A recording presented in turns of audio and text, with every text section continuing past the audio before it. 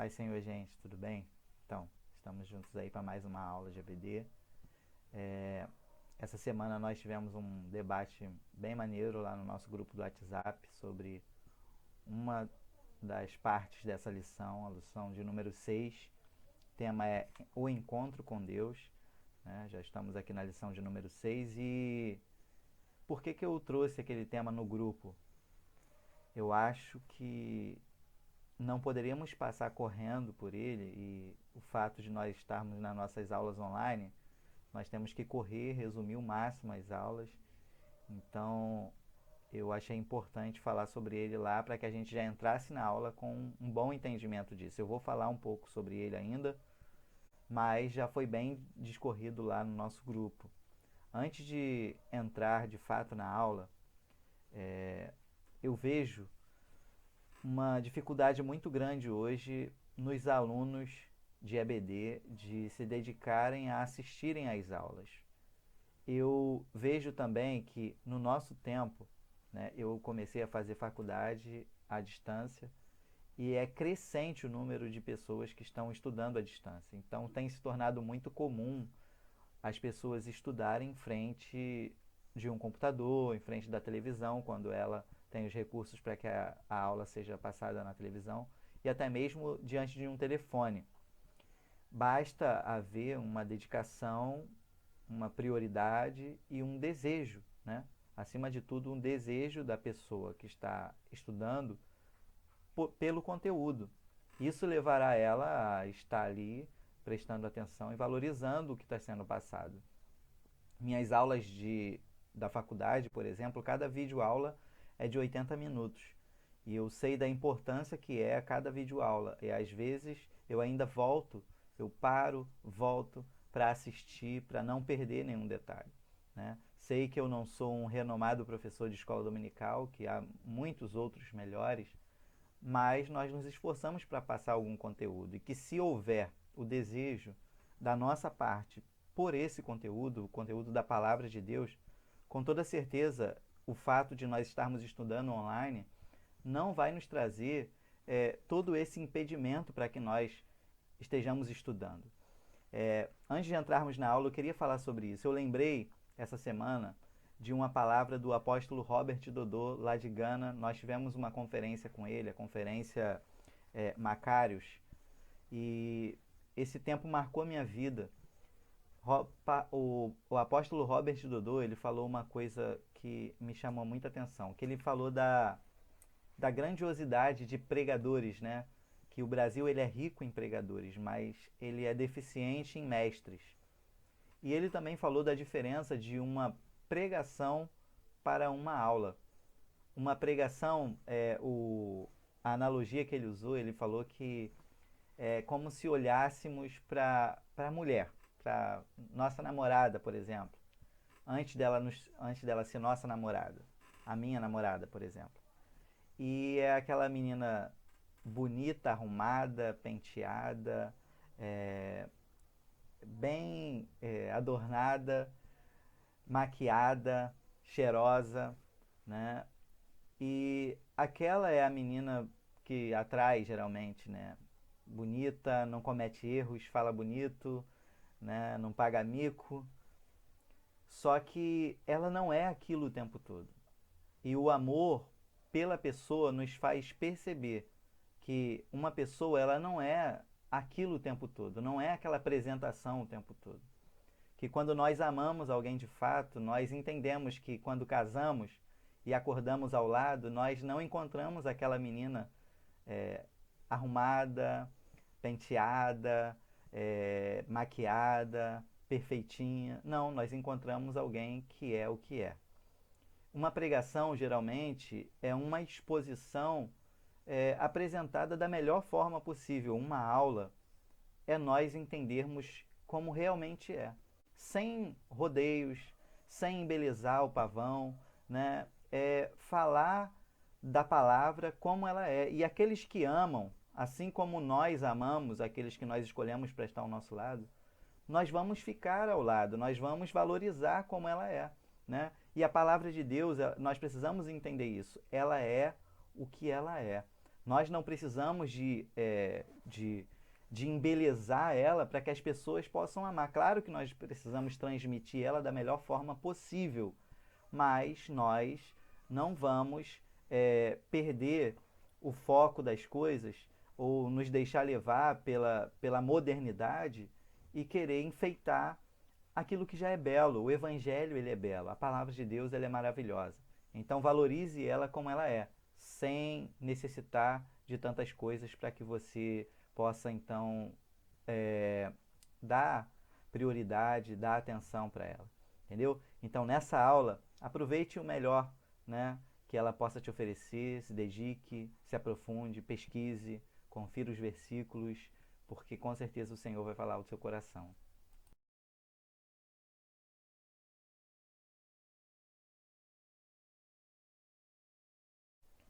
Nós vamos entrar agora numa parte que para mim é muito importante. Foi o que nós discutimos no debate no nosso grupo de WhatsApp. Eu coloquei o vídeo junto ao esboço, né, no blog. Então vocês podem acompanhar aí os versículos de referência. Nós vamos usar esses versículos porque nós precisamos entender o porquê que Deus vai trazer juízo sobre os cananeus e vai usar a espada de Israel para aplicar esse juízo. É muito importante entendermos isso porque a imagem desse Deus que traz juízo acaba manchando ou distorcendo na mente, na cabeça de alguns, a imagem do Deus bonzinho, a imagem do Deus misericordioso, longânimo e tolerante. Até que ponto Deus ele aceita, ele releva as maldades, a impiedade do homem.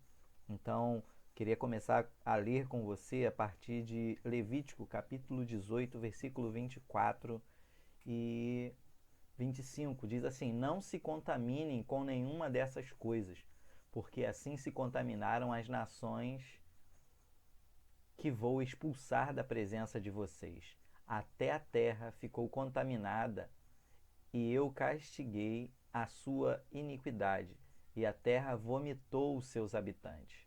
Olha que coisa terrível, né?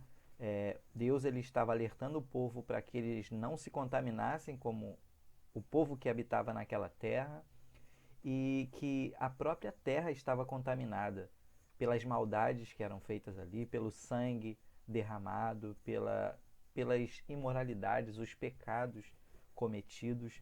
A própria terra estava vomitando aquele povo dali, né?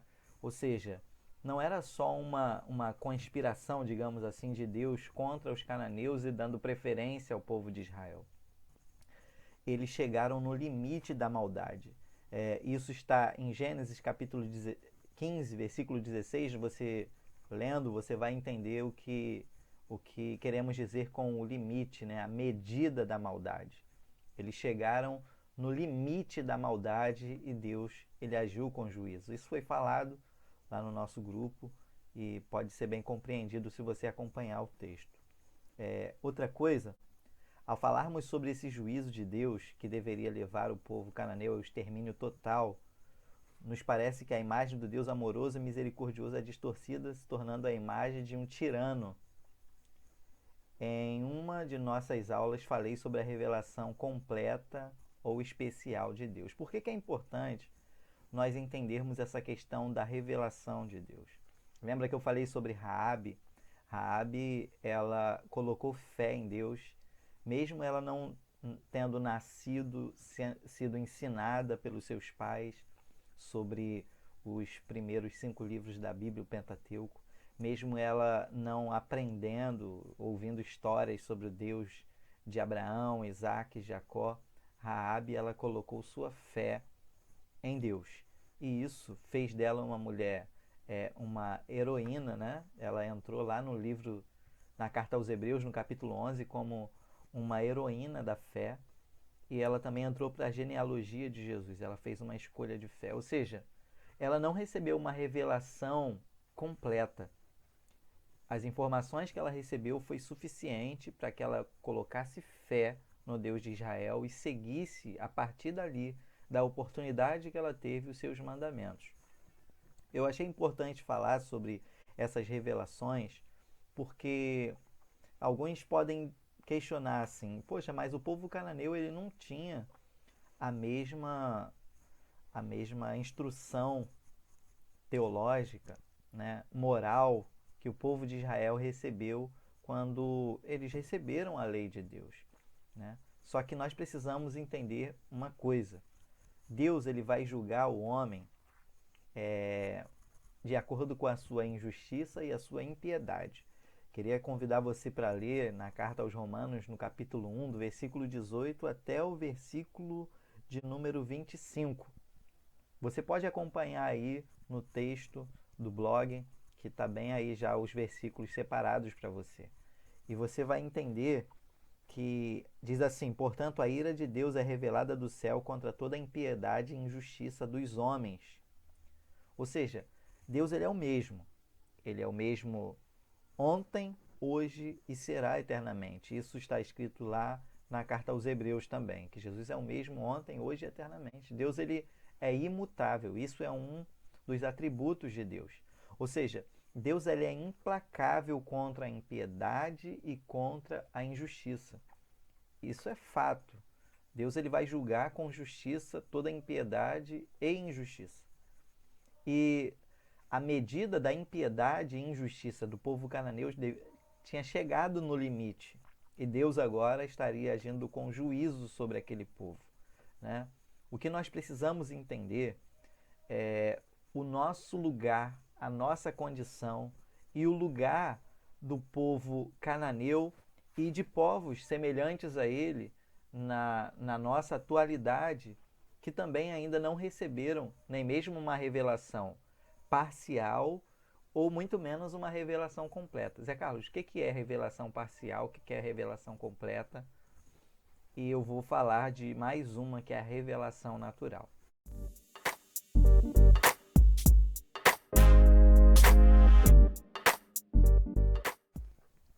A revelação parcial é a revelação dada aos judeus, à descendência de Abraão.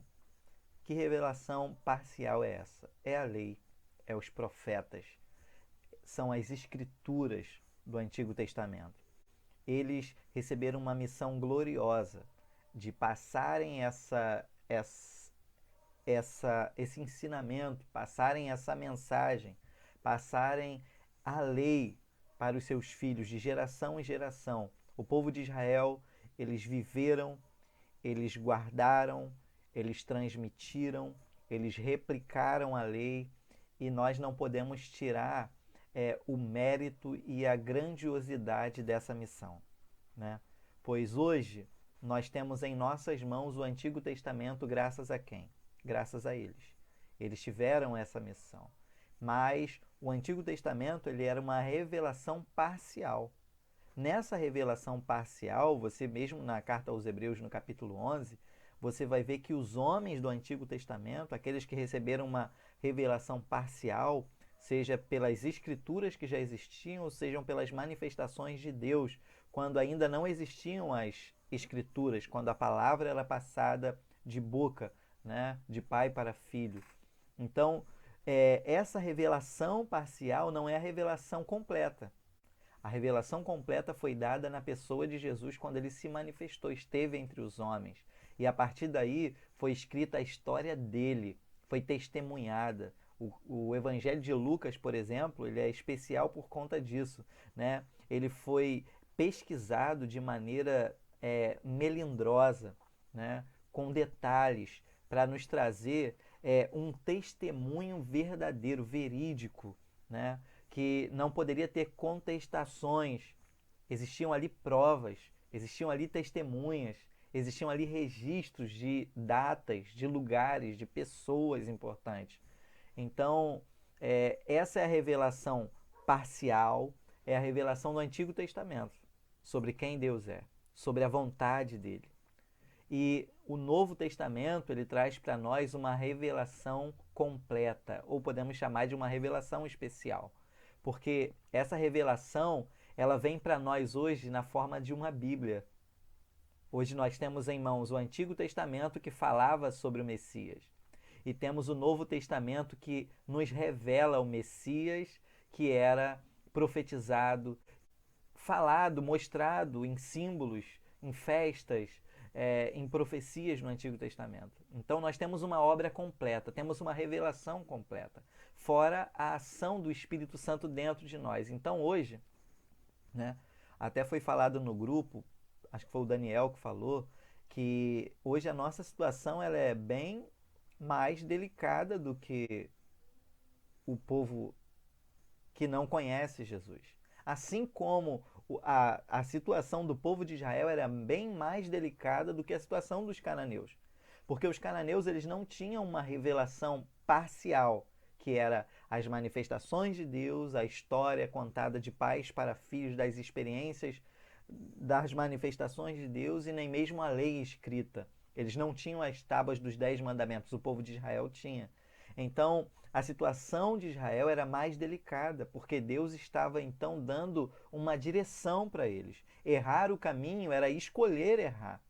Já o povo cananeu, eles não tinham uma regra, uma lei estabelecida para que eles pudessem obedecer. Daí, eles viviam uma vida pecaminosa, idólatra, na feitiçaria, praticando imoralidades sexuais, como nós podemos ver no livro de Levítico, diversas maneiras de imoralidades sexuais e também sacrifício de crianças. Porém, em que nós podemos ver então a justiça de Deus quando ele julga o povo cananeu? Quando ele traz juízo implacável sobre o povo cananeu? E como Deus haveria de julgar as nações que até mesmo hoje existem lugares e pessoas que até hoje eles não receberam nem mesmo uma revelação parcial, que é o Antigo Testamento, saber sobre o Deus do Gênesis, o Deus de Abraão, Isaac, não receberam essa informação, muito menos a revelação completa e a revelação especial, que é a manifestação da pessoa de Jesus, nascendo da Virgem, vivendo entre os homens, cumprindo seu ministério, morrendo, ressuscitando e dando-nos acesso ao Pai. Então, quem não teve essa revelação? Que tipo de revelação, então, eles tiveram para que Deus ele pudesse agir com juízo? Então, na carta aos Romanos, no capítulo 1, no versículo 19, continuando a leitura, diz: Pois o que de Deus se pode conhecer, o conhecimento de Deus, é manifesto entre eles, porque Deus lhes manifestou. Pois desde a criação do mundo, olha que coisa, olha, desde a criação do mundo, os atributos invisíveis de Deus. Agora, os atributos, pensa nos atributos invisíveis de Deus. Se você for parar para meditar profundamente nisso e for classificar esses atributos, você vai ver que nós temos diversos atributos que são atributos de Deus que faz incontestável a existência de Deus. E quando Deus existe, isso é até uma discussão teológica sobre ateus e nós que cremos na existência de Deus, os ateus dizem que quando nós criamos Deus na nossa mente, é para nos impor padrões e limites de moralidade. Que se nós não acreditarmos na existência de Deus, então nós não precisamos desses limites. Só que aqui, olha o que o versículo está dizendo. Pois desde a criação do mundo, os atributos invisíveis de Deus, seu eterno poder e sua natureza divina, têm sido vistos claramente. Isso tem sido visto claramente. Tem sido visto claramente, sendo compreendidos por meio das coisas criadas, de forma que tais homens são indesculpáveis. Isso aqui é muito forte, isso aqui é muito importante, até para nós que somos jovens. Por que eu parei nesse assunto? Porque nós que somos jovens, alguns de nós estamos já no ensino médio, outros já estão na faculdade, e não são poucos os professores ou os alunos, os nossos amigos de classe, que não creem na existência de Deus. Eles contestam a existência de Deus. Só que esses versículos de Romanos capítulo 1 diz que eles decidiram suprimir a verdade. Ou seja, eles amarraram a verdade no coração deles, escolhendo viver a mentira. E dizer que Deus não existe é negar a manifestação de Deus e dos seus atributos que estão claramente diante de nós pela natureza criada, por tudo. Deus ele é manifestado a todos os homens, inclusive aos cananeus. Eles não receberam uma revelação parcial como o povo de Israel, as manifestações que Deus teve com os patriarcas, como eu disse, com Moisés, com a lei escrita, mas eles tiveram uma revelação. Que revelação é essa, Zé Carlos? A revelação natural, a revelação de todos os homens. Como o Daniel falou lá no nosso grupo no WhatsApp, né? Todos nós no Éden recebemos uma essência. Nós temos uma essência. Nós somos criação de Deus, criados à sua imagem e semelhança. Então existem coisas que não vão ser retiradas. Só que o pecado quando ele entrou na humanidade com a queda, a nossa vida ficou distorcida. Porém, existe em nós ainda a consciência do que é certo e do que é errado. Ainda que nós venhamos a dizer que nós não conhecemos, fiz porque não sabia. No fundo, existem padrões, existem limites que foram estabelecidos por Deus. Esses limites podem ser vistos claramente a partir dos atributos de Deus que estão diante dos nossos olhos, como o amor, como o respeito, né? Fidelidade, essas coisas, né? Estão sempre diante de nós, então nós não temos como nos desculparmos dizendo que não sabia. O próprio versículo diz que por causa disso nós nos tornamos indesculpáveis. O que poderia nos salvar? Jesus. Somente Jesus. Né? Senão nós estaríamos na mesma condição do povo cananeu hoje. Nós só podemos estar diante de Deus porque Ele nos justificou, Ele nos escolheu. É como Deus tirando o povo do Egito, eu já dei esse exemplo em aula também. Deus ele não deu a lei para o povo guardar a lei para que o povo pudesse sair do Egito. Não. Deus ele não esperava que o povo fosse obediente. Eles não conseguiriam ser obedientes. Assim nós não somos filhos de Deus hoje porque nós éramos perfeitos, fizemos tudo direitinho e aí Deus nos aceitou como filhos. Deus nos aceitou como filhos, nos tirou da escravidão do mundo, como tirou o povo da escravidão do Egito, sem que eles fossem perfeitos ou fizessem as coisas direito. Só que no caminho, após a libertação, Deus exigiu que o povo guardasse os seus mandamentos, que obedecesse os seus padrões, né, os seus limites. Isso era o que Deus tinha estabelecido para o seu povo, e por isso ele disse: vocês estão vendo essas nações, como eles vivem? Por causa disso eles vão receber juízo. Eu não quero que vocês façam o mesmo, eu não quero que vocês se contaminem como eles.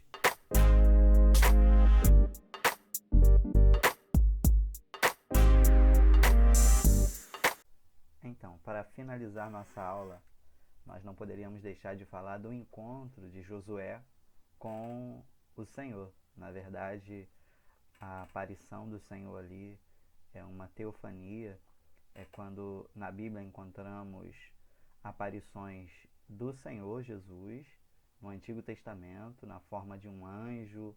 Geralmente nós vamos encontrar essas aparições escritas em letra maiúscula, anjo do Senhor.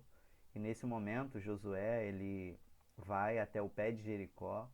A lição basicamente fala sobre esse encontro com Deus.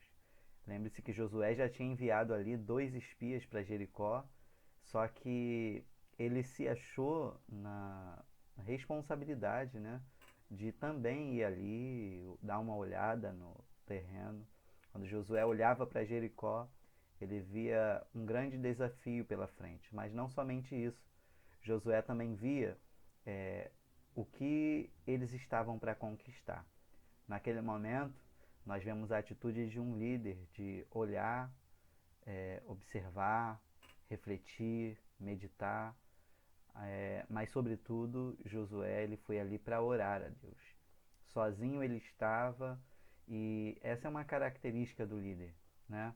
Tem um exército com ele, mas ele sabe que muitas coisas dependem do seu relacionamento estreito com Deus, né? Da sua busca, da sua direção que vem de Deus. Então ele estava ali ao pé de Jericó, clamando a Deus, orando, entregando aquela batalha nas mãos do Senhor, e o Senhor apareceu para ele.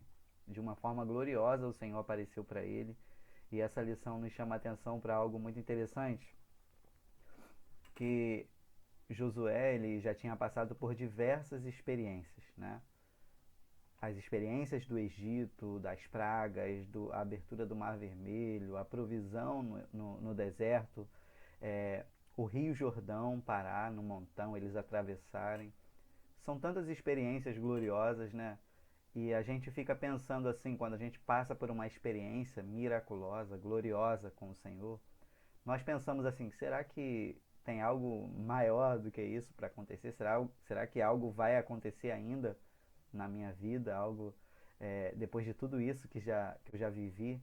O Senhor sempre tem preparado uma experiência nova para nós. E ali estava Josué orando a Deus, mas ele não tinha noção de que o Senhor se manifestaria para ele. E quando o Senhor se manifestou, a lição também ela toca nesse assunto, Josué não o reconheceu. E isso é muito comum até de nós, homens e mulheres de Deus, né? Nós estamos ali orando, clamando a Deus, e quando Deus se manifesta, nós não entendemos. Não entendemos a manifestação de Deus. Isso aconteceu com Josué. O comentarista chega a falar sobre falta de discernimento. Quando Josué diz assim, tu é um dos nossos ou dos nossos inimigos, ele não conseguiu reconhecer, né? Porém, o Senhor, ele repetiu as mesmas palavras que disse a Moisés, né? Disse ser um príncipe do exército do Senhor, e que Josué deveria tirar as sandálias dos seus pés porque aquela terra era santa, né? As mesmas palavras que o Senhor usou para Moisés na sarça ardente, agora o anjo entre aspas, né? O Senhor, quando se manifesta para Josué, ele também fala essas palavras, e isso traz segurança, né? Traz segurança em Josué com relação àquela aparição. Ele sabia que se tratava do Senhor. E agora você imagina se já havia no coração do povo e de Josué uma certeza, depois de tudo que eles já tinham passado, uma certeza de que eles iriam conquistar a terra. Se existia algum tipo de apreensão no coração de Josué, ali essa apreensão acabou. Porque o Senhor ele se mostrou presente. Eu estou com vocês. Não é só as mãos de vocês na batalha, é as minhas mãos na batalha também, né? Josué ele nos dá uma grande lição de alguém que é um líder capacitado, um líder que tem experiências de vitórias alcançadas, de lutas que já viveu, mas superou, mas sempre se colocando na total dependência de Deus. Isso serve-nos para nós de ensinamento, né? De instrução. Talvez você, jovem, seja alguém que já está há muito tempo na presença de Deus e já passou por diversas coisas. Quem sabe você é um adulto e você já viveu diversas experiências e você se sente hoje capacitado a passar por qualquer que for, porque você criou uma casca grossa e agora você tem condições e capacidade de suportar a dor, as aflições. Josué ele se mostra sempre dependente de Deus, independente das experiências que ele teve, das superações que ele já viveu. Então, isso nos serve de lição. Quando nós nos apresentarmos diante de uma questão, diante de uma batalha, como é bom olharmos para elas, não subestimarmos.